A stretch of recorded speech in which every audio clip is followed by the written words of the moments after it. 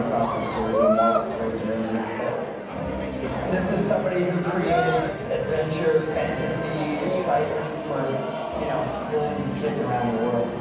He's just got amazing energy. Stan Lee has incredible enthusiasm. He's really become a major icon himself. Oh, he created Spider-Man and Hulk and Fantastic Four, X-Men, and Iron Man, and then you learn it's the nicest guy in the world. He hooks into old, tried and true themes, but he's done it in a way that I don't think anyone else has. Stan was really the first comic book writer to make the human being behind the mask more important than the mask itself.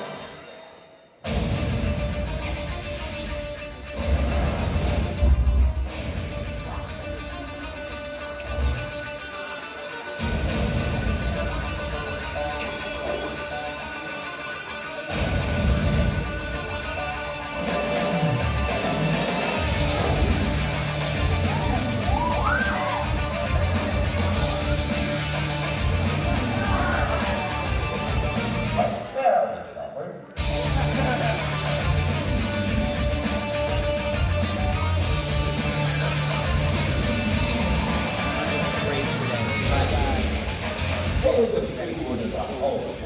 Who's back in college? Hey, that was real.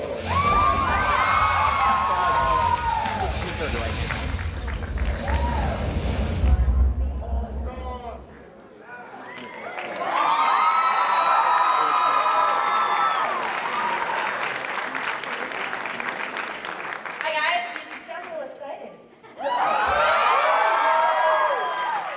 Alright, I'm Jenna Busch. I am the co-host with Stan Lee of Cocktails with Stan. And I'm going to bring our panelists right out. Okay, so let's start with the creator of Stuff, his words, not mine. Screenwriter, New York Times best-selling book writer, most prolific comic book writer ever, pretty much. Let's bring out Peter David.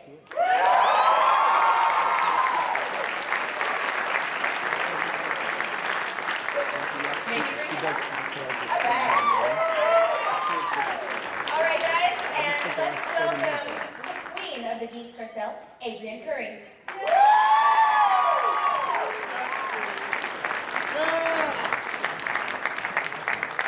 And a man, of course, who needs no introduction, Stan Lee.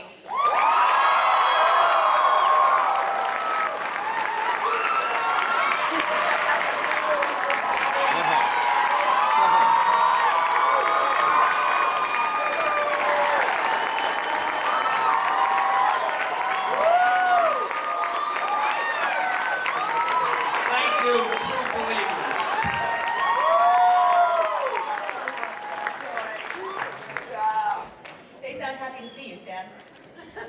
Okay, so first of all, if you guys aren't familiar with World of Heroes yet, we've had 2.5 million views. We have 80,000 subscribers. Our first round of shows, Fan Wars and Geek DIY, have done really, really well, and we've got ongoing shows like Stan's Rants, Mask and Cave, Unconventional, With Great Power, and of course, our little show, Stan, Cocktails with Stan. So we're really, really excited about this, and what I want to ask you guys, first of all, is how you felt about bringing content to the web. Why am I not on that picture? Oh, there I am. They had the picture on the other side. I couldn't even see myself. You were depriving these people. I want to know who arranges this. Yeah, even worse, they were staring at me. I mean, really. That was all right. But what was the question?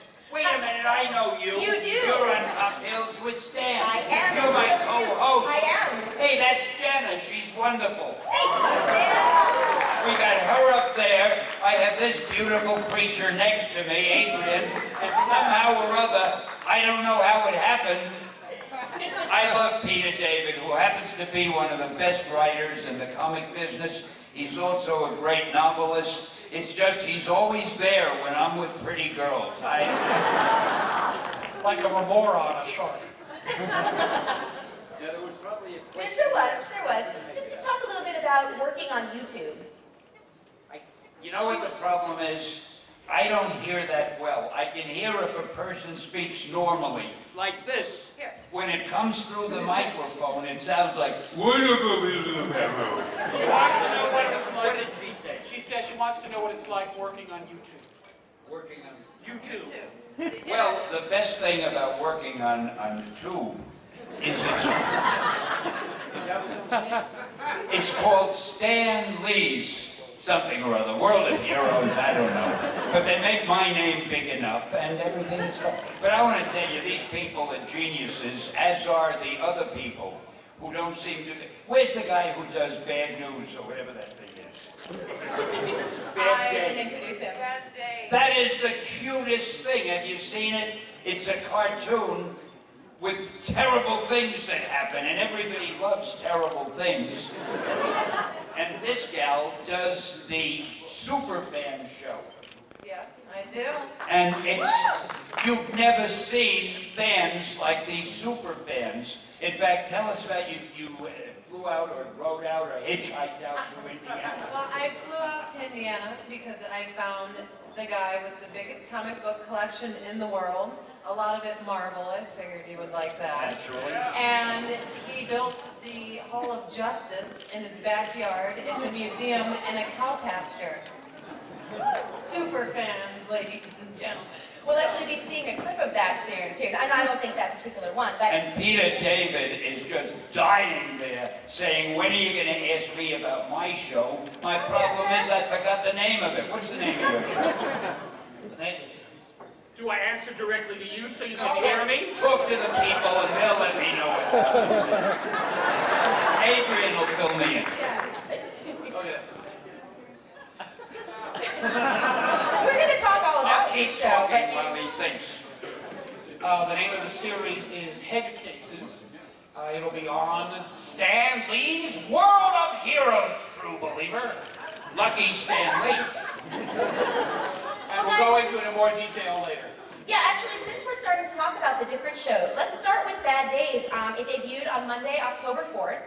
11 more episodes are coming. It's a new one every Monday. And let's take a little look. Let's run the clip. Did I say bad things? Or did I get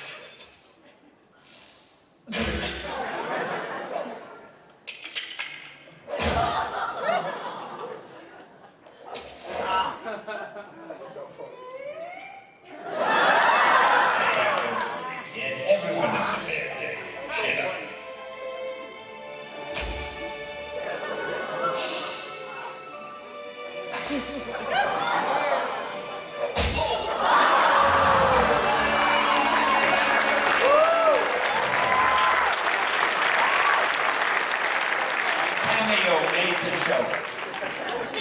That is one of the most intensely dramatic shows on television. And it requires a lot of concentration. Keep a handkerchief nearby because there are some very sentimental moments, but I'm sure you're going to enjoy it.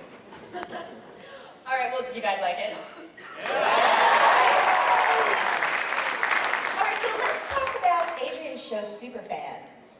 My badassery, yes. Yes, tell us about your badassery. I figured since I have so many nerdy friends, I do so many nerdy things, I go to cons all over, everywhere, that I realized people are always like talking smack on people who collect, which I collect things, like I have Elwyn and the Witch King and, you know, locked in battle in the Palinar fields at my fireplace, and I have a lot of Gentle Giant and Sideshow in my house, and I thought, you know what, people who collect have to have money, and like, jocks seem to forget that, like, oh, you live in your mom's basement. It's like, no, actually I'm a lawyer, I make a whole lot of money, and I spend it on this crap.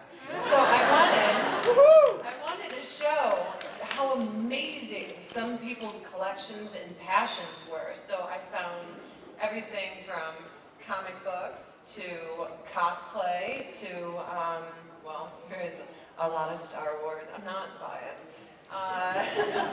I got to go to Rancho Obi-Wan for my first time. I literally touched the helmet from Empire Strikes Back, Darth Vader's helmet, and then I licked it so it could be a part of me forever. It was awesome, but it's really cool to, like, when you engage someone about their passion, it's brilliant television because they will tell you, this is what I love, and this I got in 1979, and I was this, you know, 9 years old, and someone handed it to me, and everything has a story. It's basically the smarter and more organized version of Hoarders. So, I mean, I teamed up with a Emmy Award-winning production company because I figured now that Stanley is my boss, which is pretty badass, that I had to get something quality, and I really wanted to do something that built up the community that I'm a part of instead of ripping them apart. I mean, all we have is Big Bang Theory, and it's a bunch of written stuff for people who probably aren't that way, and though I love it, I wanted to show the real Big Bang Theory. Well, guys, let's take a look at a clip.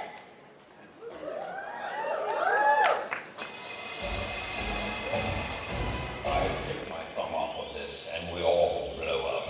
Hi, I'm Adrienne Curry. We are looking for the world's biggest superfan. Starting this September in Stanley's World of Heroes, I journey across America in search of the world's biggest superfan. There can only be one Star Wars superfan, and I have found him. Welcome to Rancho Obi-Wan. Empire. Dumpster diving can be a really great place to find collectibles. This is probably one of the biggest personal collections. Not one of them, Steve. Somehow or another, I became the president of the LA chapter, and Mr. President. that's correct. You better say Mr. Chuba. I'm stepping back. Your definition of a superfan. By permanent, you just have to look in the mirror. I put out a Facebook request for folks to tell me why they are the biggest superfan. Hey guys, how you doing? My name is Ray White. And we're not wearing much rainbow bikini today, so it's here to appeal to you as a fellow fan. I should be a super fan because I'm strong like a bull. Holly Conrad, you are my favorite superfan on the Citadel. Along the way, I'll explore my own personal fandom, how I started, and why it's become such a huge part of my life. I'm also going to be a period dominatrix from the Avengers to Star Wars, Spider-Man to Fantastic Four. Join me on a journey of discovery on Adrienne Curry's Superfans.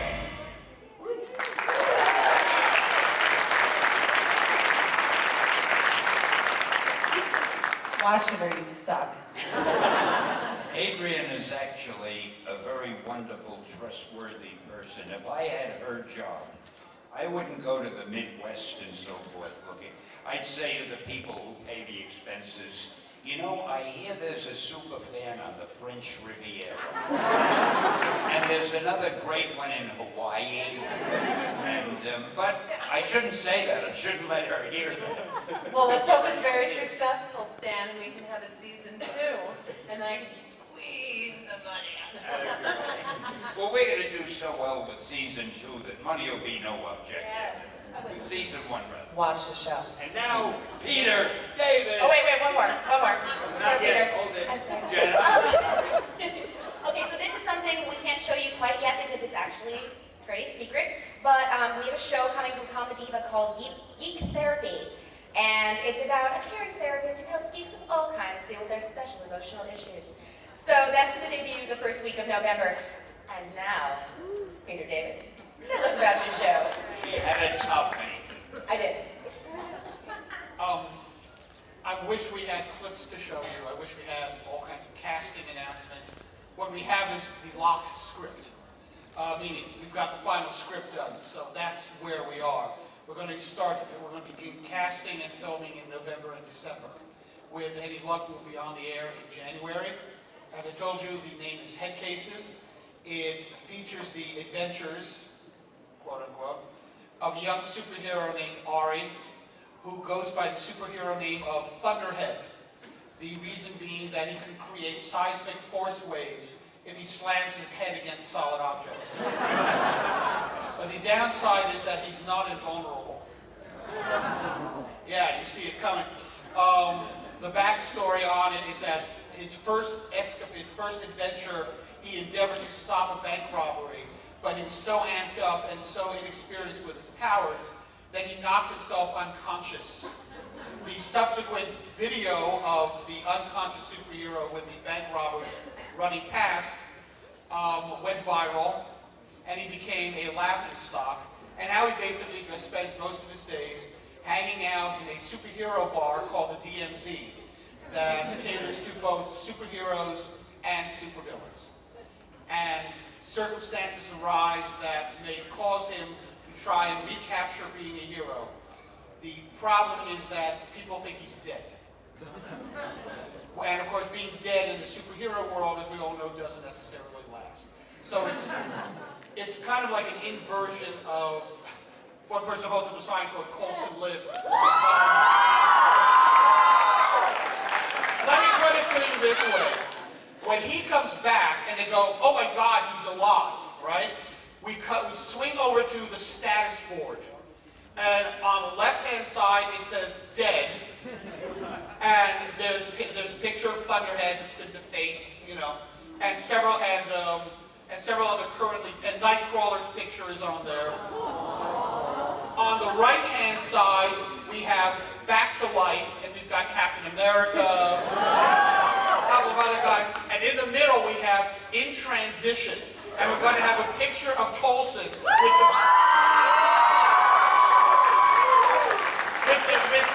with a sketch of the Vision on top of his face. I think you just made a lot of people very, very happy. That's what's. I'm not saying Marvel's doing that. It's just kind of like wish fulfillment. If I have my druthers, I'm going to try and talk Clark Gregg into doing the cameo. But who is going to be a supporting character member? This guy. Thought he'd never get around to that. Stan is going to be our Norm, essentially. So it's going to be like, he walks in, afternoon, everybody, Stan! Which is actually pretty much how it is at most conventions. Well, guys, we have time for a couple of quick audience questions. Oh. A couple of people jumped up. Okay. Yes. So for Stan, I have a question. When you're developing characters, there's usually always a conflict either amongst the team members or some type of internal conflict.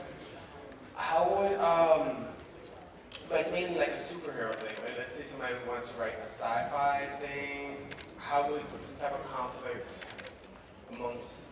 How do you develop conflict among team members? Yeah. How would he do that in more? You want me to answer that, or do you want Stan to answer that? You guys can both answer it. Okay. He wants to know. I heard that. Okay, Stan, take it. You made. Thank you, Peter. You mean like in the Avengers, how do you get conflicts Yeah. among them? Yeah. Or how do you get conflicts in the Fantastic Four? Yeah, conflict in a really organic. You just think of real life. You say, what would happen if I were with my wife for more than 6 hours and there were decisions to be made, and I wanted to go chase a villain and my wife wanted to go shopping? And how would we handle that? And you just magnify that. But the most important thing in any comic strip or in any movie or in any novel, you can't have people whose personal lives are serene with no problems. There has to be problems in their personal lives. Now, how do you arrange that? I don't want to tell you. You might be a competitor and you'll go tell the but you can all figure it out. And thank you for the question, and thank you for translating it, and thank you two girls for just being you. One more question. You said you Well, come on, there's like 10, 15 people. How am I going about getting in the casting thing for your thing? What? You said you guys are casting for your new stuff? Well, yeah, we're going. You have to actually have, actors and stuff. So yeah, we're going to be doing casting in November and early December and shooting in December for head cases. I'll do it for free. Yeah. How does my cat go for audition? You don't. Well, dude, you're here. It's going to be in Los Angeles. Are you in LA? I could. You'd have to be a SAG-AFTRA member. You'd have to have an agent who gets the notices that the casting is going, and then you go on a cattle call with a bunch of other people and hope to God you get the part. I have never done that. You shouldn't have to. By the way, why do I have a cameo in me? Why can't I have a regular role? You do have a regular. No, you do have not a cameo. No. It shows the real me I and said my ability, right? Absolutely. I said, speaking of cameos, We're guess who's friends going again. to be? Oh, yeah. Oh, Stan's got a major recurring role. With any luck, you're in at least every episode. I heard a very loud sigh of disappointment. Oh, God, we're going to have to watch him again. But it'll be brief. Don't worry about it. Next question. I think you guys are great. Seriously, you guys are awesome. Stan, I want to thank you so much. I have almost all the comic strips.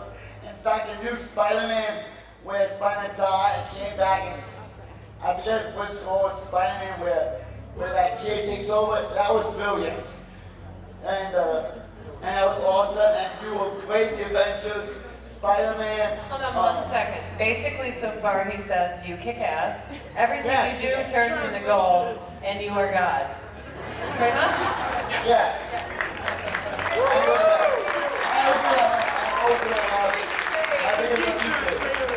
What about Stan? See, and now he said metal, which is rock the F on forever. He loves you. Wow, that's all I have to know. Thank you. Peter, is there anything worth summarizing? No, she's pretty much done. Hello. Well, I am quite lovable, I will admit. Hi, I'm just so happy to be here, like 10 feet away from you or whatnot. I don't know. Bask in the divine glow. My question is, Stan, if you could be any one of your characters, who would you want to be? If you could be any character that you created, which of those characters would you like to be personally? Well, maybe Tony Stark.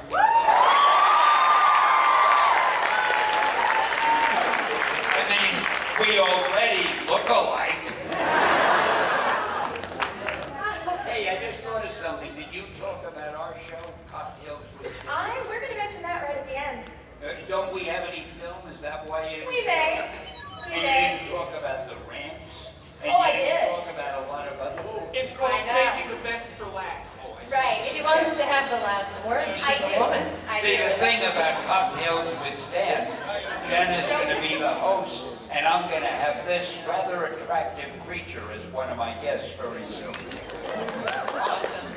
We have time for one more question. I know. First of all, I want to say, Stan and Peter, you're freaking geniuses. I love your work. I was just wondering, is there any show you wanted to do and couldn't do, or for any reason, or just didn't have time? Did you hear him? Stan Lee. He was asking if there was any show or anything you ever wanted to do, but couldn't because of time or maybe restrictions from somewhere else. Hold on, just real quick. I don't care how much time we have left. There's two very young kids who are standing right there. I'd like to say to them, get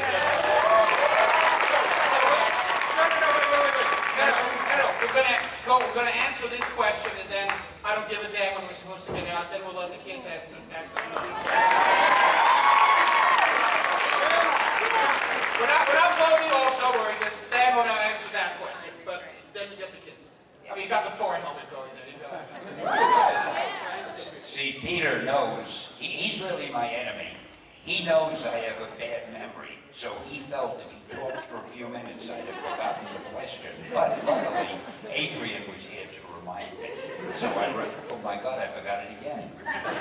Oh yeah, is there anything, no wait a minute, is there? Anything that you've ever wanted to do, but because of time restraints or just restrictions from, I don't know. I wanted to be the President of the United States. Thank you, political fans. I never had the time for that. I wanted to be Errol Flynn. I never got around to that. And no, actually, I'm doing everything I want to do. I just wish I could hear what people are saying to me while I'm doing it. Oh, there was one thing. I had written a series of books for DC, believe it or not, called something like What If Stan Lee Had Created Superman or Batman? And the unfortunate thing is they can't continue it as a series because they, I guess, don't want to compete with their own characters because obviously mine was so much better.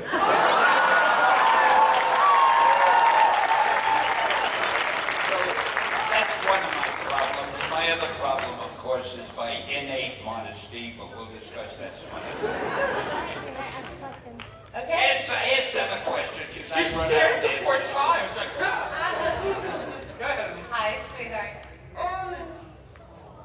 I just wanted to know, how does it feel to have like all those bodyguards around you? Like, She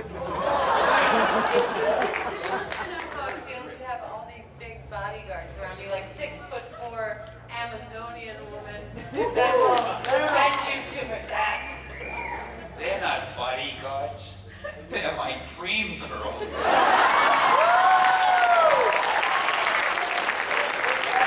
I think what she's trying to say to her wonderful, youthful, gorgeous little brain is fame and the level of it. Like, how does it feel when you're walking through a room and have everyone like stand? That you have to almost have protection from the people who love you that much, they might love you to It's death. true. It's not easy being the idol of millions. I'll tell you a funny story. Years ago, nobody had any respect for people who worked in comics. I mean, many years ago, like in the 60s, 50s. Sometimes I'd go to a party and somebody would say, "What do you do?" And I'd say, "I'm a writer." I tried not to say a comic book writer. So I'd say, "I'm a writer." They'd say, "Well, what do you write?" Eventually, I had to say comics, and the guy would walk away from me as if I had the plague. However, thanks to the movies today, which have made superheroes so big, now I go to a party, somebody catches a glimpse of me, and says, "Excuse me, President Obama, I see Stan Lee over there."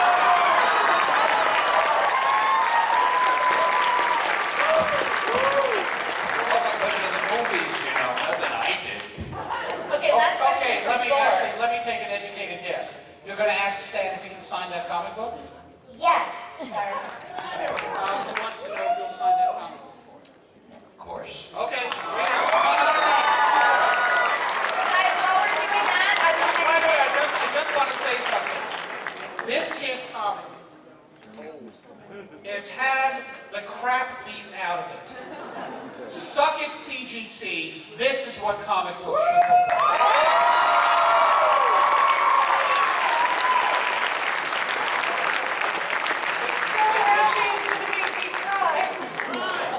Well, guys, go ahead, Stan. This was almost a very rare the first time somebody asked me to sign a comic book and gave me a pencil. However,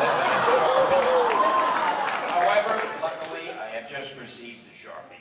All right, guys, we have to wrap this up. So before we go, I just want to mention Stan's show, Stan's Rants. If you haven't checked it out, it's really funny.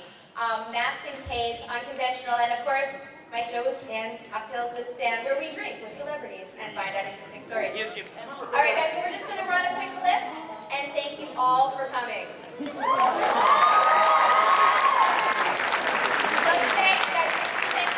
Adrienne Curry, and of course, Stanley. In the unlikely event that one of the questions was for me, I'll be down at Artist Alley at table BB1. You can come down in there and ask me at 5 o'clock. I'll be shopping. I was telling Adrienne and Anne, I'm like, how hilarious is that? Your show's working. That's why I still have the iPhone. You have like a legit cred, like street cred as like you've done, it's you, right? And so. I would say that you do. That's what I was gonna ask.